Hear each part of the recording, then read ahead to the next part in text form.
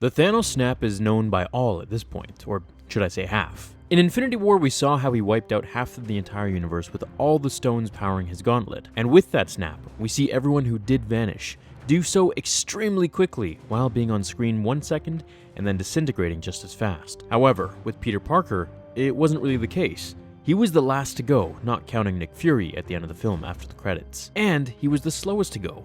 Why is this? Parker's death, who is just a teenager, was both the most emotional death of them all and also the most symbolic to Tony Stark's failure. Stark basically had functioned as Peter's stepdad to this point, so Peter's death hit harder than anyone else's. In the audio commentary of Infinity War, Russo actually dives deeper into this. I'm gonna read his quote in a minute, but I want to first say that it wasn't supposed to be like this. He was supposed to vanish just as fast as the others. However, during acting, they captured many emotional takes of this scene, and one way the directors instructed Tom Holland, who plays Spider-Man, is to act like his powers are allowing him to hold on just a little bit longer. The scene changed from how it was written. Initially, it was going to be a quick death like everyone else's, but they changed it when it came time to shoot the scene. Russo says, "If I remember correctly, right, it was, I don't feel so good.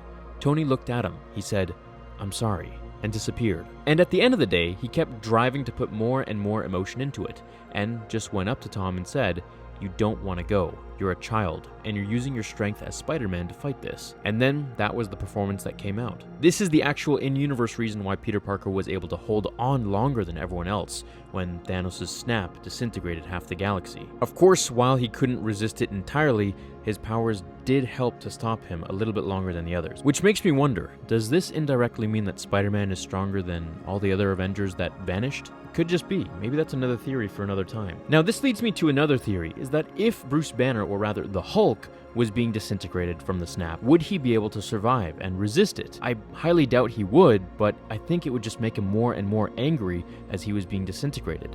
That's a good theory to think about for another time. Thanks for watching, everyone. Hit like on this video if you enjoyed it, and remember, with great power comes great responsibility.